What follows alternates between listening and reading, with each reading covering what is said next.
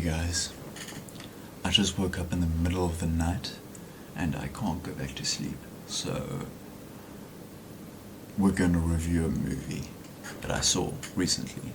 It's been quite a while since I saw it, a few weeks, but I personally take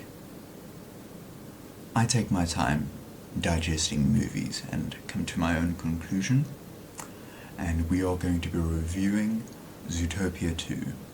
I saw it with a friend in IMAX and I'm really glad I did. We need to support this. We need to support good animation, period. And yes, thoroughly enjoyed it. It's just underneath the first for me, and I really like the first movie. So we're going to start off with the things I loved about this movie. So first and foremost, relationship between Nick and Judy, the two protagonists. They have great banter, they have great drama between them, and aside from one scene near the end where they talk to each other, I really liked how it was handled. So overall, the plot, the mystery, I think is better written than the first movie, and the twist villain is far better than Mayor Bellwether from the first movie, the sheep. Yeah, that part was kind of rubbish, but in this movie, the villain family and the twist villain themselves, the son of this evil dynasty, is a much better defined character, and you understand the character much more. We spend a lot more time with him before the turn happens, so it lands much better, in my opinion. The animation is incredible. This movie branches out into the different climates and the different zones around Zootopia. Instead of being in the main city or the police department, it goes into the different zones much more, and the animation really shows out with the backgrounds and the music setting the tone, and like the way the animals are different, the way their personalities are different depending on where they come from in these habitats in this massive city. Like, you can see why it's called Zootopia. Like the background, the setting is a character in itself, and it's a very cool location, very cool setting for a movie. So what I loved about this movie is it felt like an older Disney movie. You can tell this was in production for a long time, but not in a bad way. It feels definitely like it's from the good era of 2000s, 2010 Disney, pre-Disney plus Disney. It feels like Tangled, Frozen, and that sort of era. It feels just like the first one in tone. There's no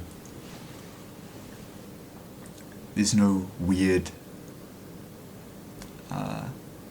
like modern 2000, like there's no post-COVID humor, I would say. Like, movies have gotten very weird recently in their dialogue and in their scripts. Like, I think COVID has like affected writing potentially. Maybe that's a side effect of the vaccine, but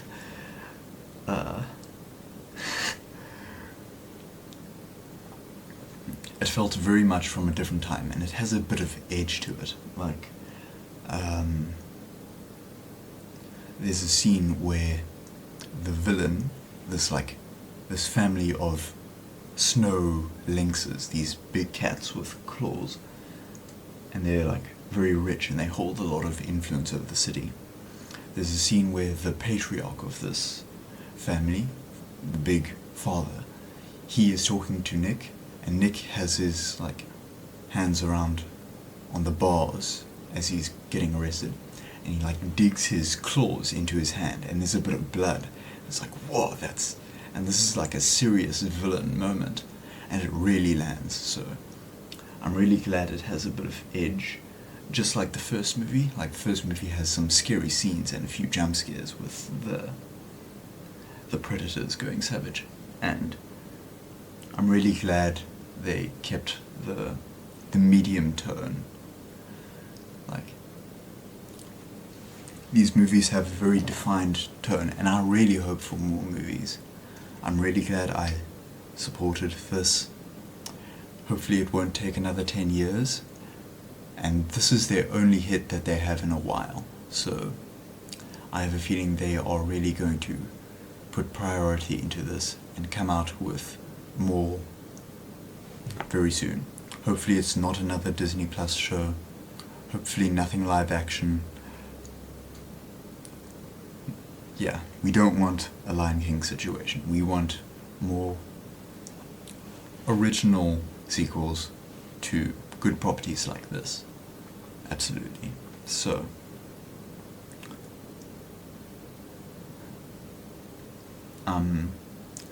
things I didn't like so much. Some of the plot points are not as good as they could be. So this family of lynxes have essentially gentrified the reptile area. That's their main villainous thing. That's what they've done over their dynasty. So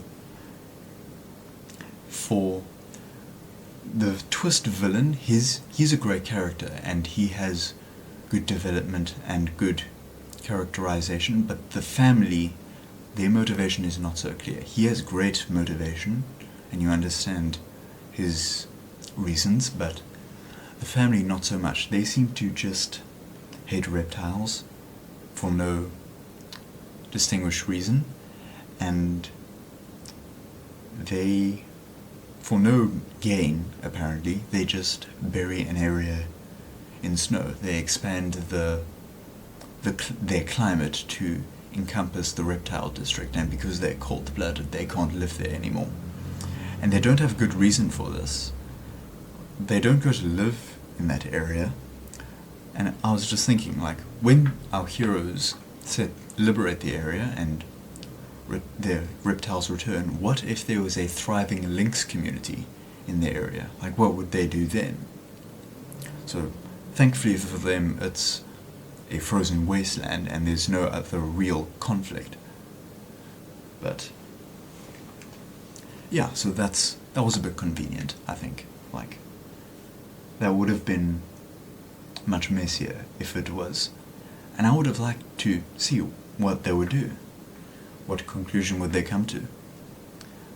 And another thing, the final, when Nick and Judy get back together and they confess that their friendship and they love each other, the way they speak in the scene did not land for me at all, not even close.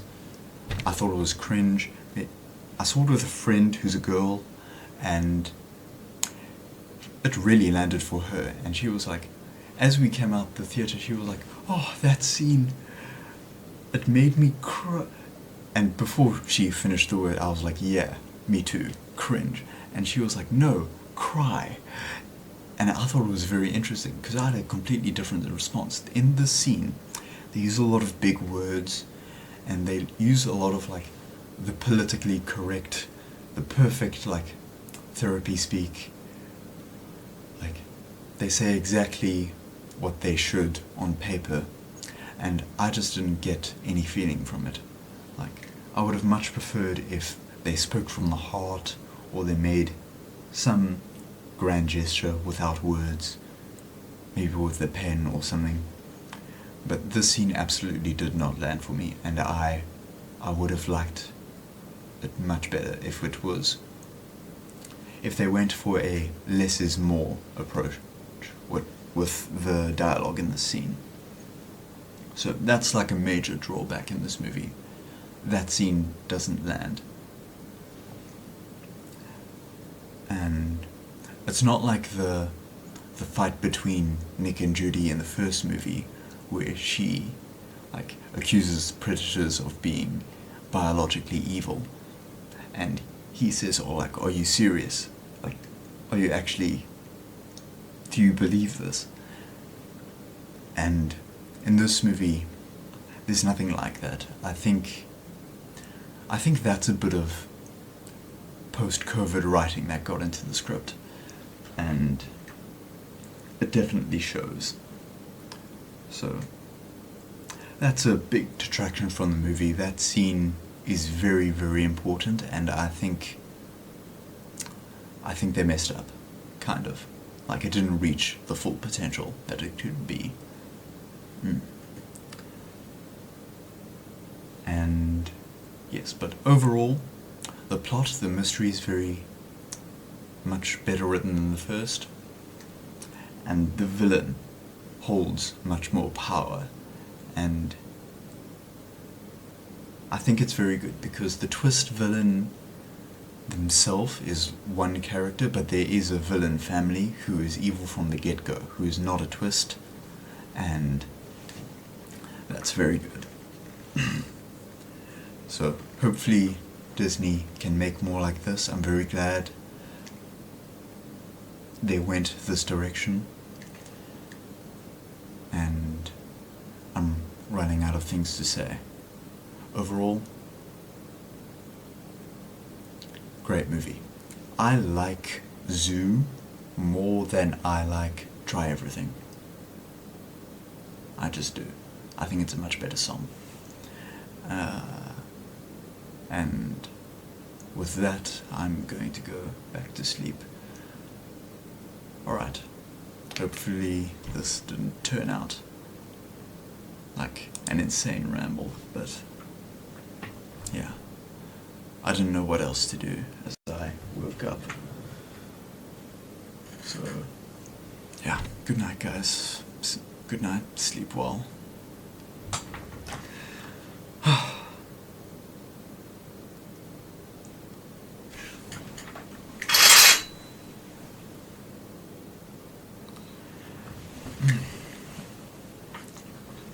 See you.